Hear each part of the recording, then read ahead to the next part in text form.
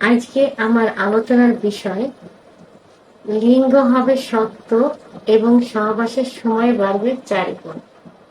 দেশের এবং প্রবাসের ভাই বোনদের প্রতি সালাম।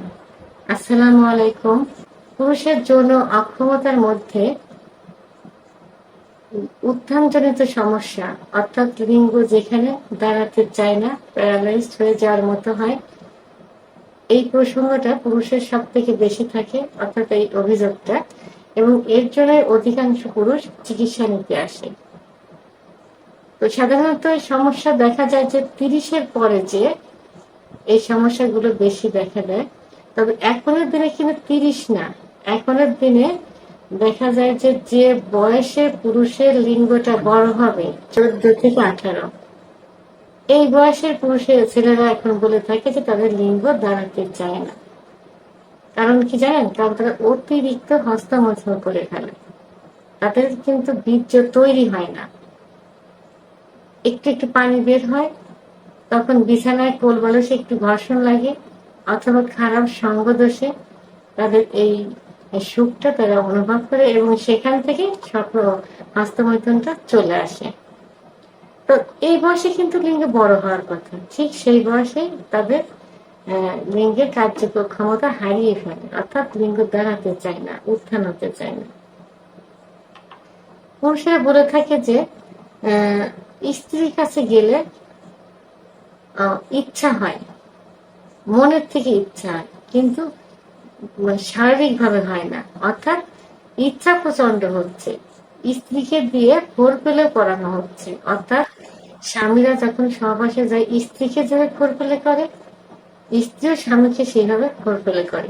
সেটা করানোতে তাদের লিঙ্গে কোনোভাবে দাঁড়াতে চায় না, বা উত্থান একদমই হয় না।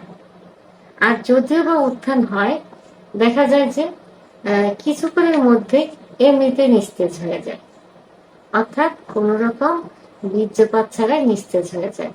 অনেকে বলে যে যখন মিলনে লিপ্ত হই, লিপ্ত হওয়ার পর এমনিতেই নিস্তেজে বেরিয়ে চলে আসে, বীর্যপাত হয় না। আর দ্বিতীয়বারে একই অবস্থা, মানুষ মনের চাহিদা থাকে, মনের ইচ্ছা থাকে, কিন্তু শারীরিকভাবে একদমই উত্থান হয় না। তো এই কষ্টেই কিন্তু সবাই পেয়ে থাকে। কারণ হলো সামনে মানে ভালো জিনিস দেখে, ভালো খাবার পেয়েও কিন্তু খেতে পাচ্ছে না। এই কষ্টটা কিন্তু সব থেকে বড় কষ্ট। অর্থাৎ সুন্দরী স্ত্রী পাচ্ছে, পার্টনার পাচ্ছে, তারপরেও মিলন করতে পারছে না, মনের কষ্ট মনেই রয়ে যাচ্ছে। অর্থাৎ মন চাচ্ছে কিন্তু শারীরিকভাবে হচ্ছে না। তো এটা অল্প বয়স, মাঝারি বয়স, বৃদ্ধ বয়সের পুরুষদের তো অভিযোগের কোনো শেষ থাকে না। বিশেষ করে 45-এর পরে, 50-এর পরে, 50-এর পরে পুরুষের অভিযোগ থাকে যে তারা স্ত্রীর থেকে প্রায় 7-8 বছর আলাদা বিছানায় থাকে। স্ত্রী নাতিন নিয়ে, মেয়েকে নিয়ে দিব্যি ভালো আছে, ঘুমোচ্ছে, আমাকে আলাদা রিমান্ডে থাকার মতো, সেই জেলখানায় থাকা মনে এর থেকে অনেক ভালো, এভাবে বলে। অনেকে কেঁদে দেয় এভাবে বলতে বলতে। তো আসলে স্ত্রীদেরও দোষ না, কারণ স্ত্রীর তো একটা চাহিদা থাকে, চা পাওয়া থাকে, তা সেটা যদি স্বামীর কাছ থেকে না পায়, তো স্বাভাবিক নিয়মে পাশে থাকলে বেশি কষ্ট পাবে, এই জন্য তারা আলাদা থাকে। তো এই যে কষ্টগুলো হচ্ছে, এটা কেন হচ্ছে? লিঙ্গের উত্থানজনিত সমস্যার কারণে, ইরেকটাইল ডিসফাংশন, অর্থাৎ লিঙ্গ উত্থান হতে চায় না, লিঙ্গ দাঁড়ায় না। এখানে কিন্তু অনেক সংসারও এখন ভেঙে যাচ্ছে, স্বামী স্ত্রীর গন্ডগোল হচ্ছে, স্ত্রী পরকিয়া করছে, এমনকি ডিভোর্স দিয়ে অন্য জায়গায় বিয়ে করছে, এই পর্যায়ে, শেষ পর্যায়ে পর্যন্ত কিন্তু চলে যায় এটার কারণে। তো আজকে আমি এই বিষয়ের জন্য, এই সমস্যার জন্য কিছু হোমিওপ্যাথিক ওষুধ নিয়ে আলোচনা করব। তার আগে আমি বলবো যে কারণে এই সমস্যাগুলো হচ্ছে, সেই সমস্যাগুলোর আগে সমাধান করতে হবে, সেটা থেকে আগে দূরে থাকতে হবে, হস্তমৈথুন বন্ধ করতে হবে, এবং ফ্যামিলি ফ্যামিলির গার্ডিয়ানদের বলবো, বাবা মাদের বলবো, বা এই যাদের সঙ্গে বাচ্চাগুলো যে ফ্রি থাকে তাদেরকে বলবো, ছোট সময় থেকে তাদেরকে এই বিষয়ে একটু সচেতন করে দেওয়া, যে এটা করা যাবে না, এটা করলে সমস্যা হবে। এভাবে কিছু মানে আগিয়ে না দিয়ে তাদেরকে একটু সচেতন করতে হবে। তো আমি শুধু মানে এই পুরুষ ভাইদের কি আমি বলবো না, গার্ডিয়ানরা আমার এই ভিডিওগুলোতে দেখার চেষ্টা করবেন, কারণ এর এর ভিতরে কিন্তু অনেক শেখার কিছু আছে। আমাদের ভবিষ্যৎ নির্ভর করে কিন্তু এদের উপরে, এই ছোট বাচ্চাদের উপরে। এরাই একসময় যে কিন্তু পরিবারের হাল ধরে, কিন্তু তারাই যদি অকালে নষ্ট হয়ে যায়, ফ্যামিলিটাই কিন্তু ধ্বংস হয়ে যাবে। তো এই জন্য হস্তমৈথুন থেকে দূরে থাকতে হবে, বিছানায় ঘর্ষণ থেকে দূরে থাকতে হবে। সর্বোপরি অনেকে পর্নোগ্রাফি দেখে, অনেক কল্পনা করে, কল্পনা করতে করতে স্বপ্নদোষ হয়ে যায়।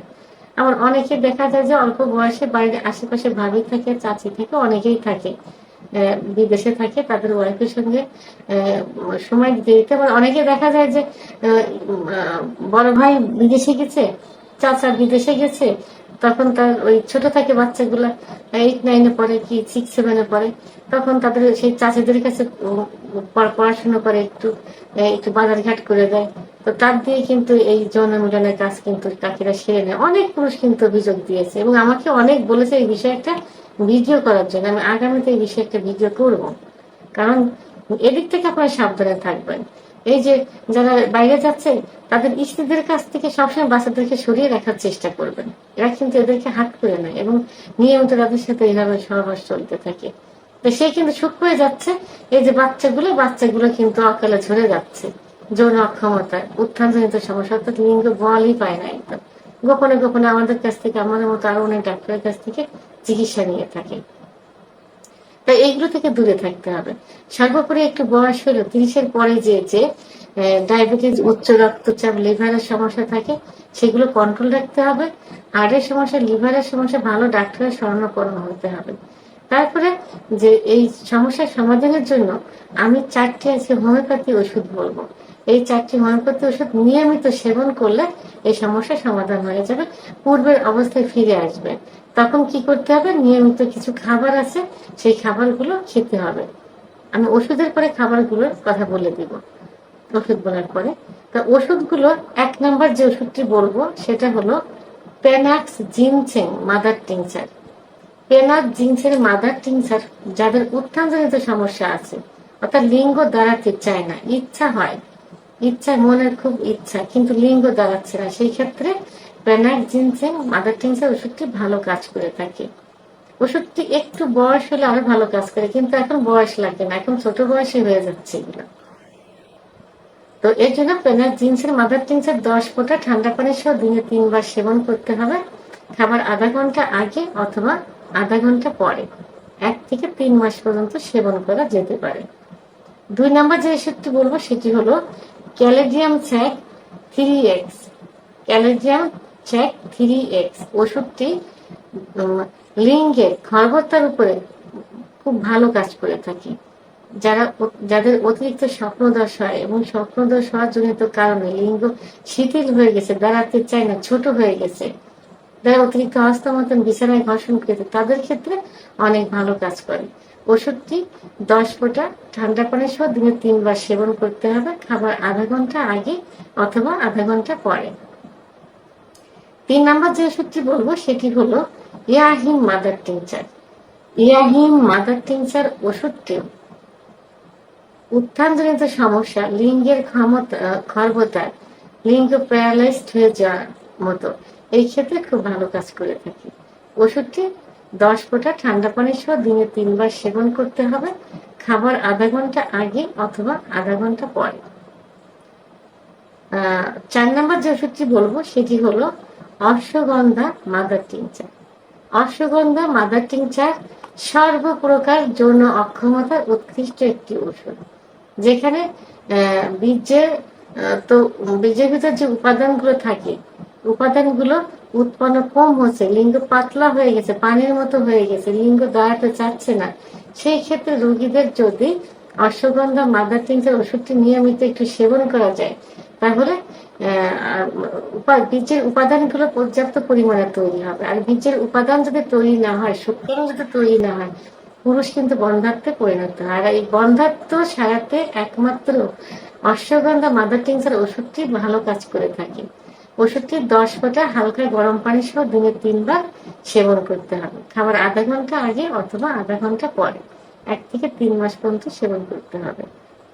তো আমি যে 4টি মাদার টিংচার বললাম, এখানে পূর্বের 3টি মাদার টিংচার ঠান্ডা পানি সহ 3 মাস সেবন করতে হয়। আপনারা এই ওষুধ 3টি একই গ্লাসে ব্যবহার করতে পারেন, অর্থাৎ 3টার থেকে 10 করে 30 ফোঁটা সকালে, 30 ফোঁটা দুপুরে, 30 ফোঁটা রাত্রে সেবন করতে পারেন একই সঙ্গে মিশিয়ে। আর অশ্বগন্ধা যেহেতু কুসুম গরম পানিতে খেতে হবে এবং কুসুম গরম পানিতে কার্যকারী ক্ষমতা বৃদ্ধি পেয়ে যায়, সেহেতু ওষুধটি কুসুম গরম পানিতে সেবন করতে হবে। তো 4টা ওষুধই 1 থেকে 3 মাস পর্যন্ত সেবন করা যেতে পারে এবং সঠিকভাবে সেবন করলে ভালো ফল পাওয়া যাবে। ওষুধ অবশ্যই মাদার টিংচার গুলো জার্মানি হতে হবে, ইনটেক অবস্থায় কিনবেন, কারণ বিশ্বস্ত ছাড়া হোমিওপ্যাথি ওষুধ কেনা কিন্তু খুবই ছোট, দেখতে একই রকম দেখা যায়, এই জন্য চিলগালা অবস্থায় কিনবেন। আর যে ডাক্তারের চিকিৎসা নেবেন চেষ্টা করবেন সেই ডাক্তারের কাছ থেকে ওষুধ নেওয়ার জন্য, কারণ ডাক্তার নিজের রোগীকে কখনো খারাপ ওষুধ দিবে না, কারণ তার ক্যারিট নষ্ট হয়ে যাবে। এই জন্য সবসময় যে ডাক্তারের কাছে চিকিৎসা নেবেন তার কাছ থেকে ওষুধ নেওয়ার চেষ্টা করবেন। এখন ওষুধ খাবার পর এবং ওষুধ চলাকালীন সময় আপনারা কিছু খাবার নিয়মিত খেয়ে যাবেন, যেমন দুধ, ডিম, খেজুর, কাজু বাদাম, কলা, এইগুলো একটু নিয়মিত খেয়ে যাবেন। তাহলে আপনাদের তৈরি হওয়া সেক্স আর কখনোই নষ্ট হবে না। তো আমার ভিডিওটি সম্পর্কে যদি কোনো মতামত থেকে থাকে অবশ্যই কমেন্টসের মাধ্যমে জানাবেন। আর ভিডিওটি ভালো লাগলে লাইক, কমেন্ট, সাবস্ক্রাইব করে আমার সঙ্গে থাকুন। আল্লাহ হাফেজ।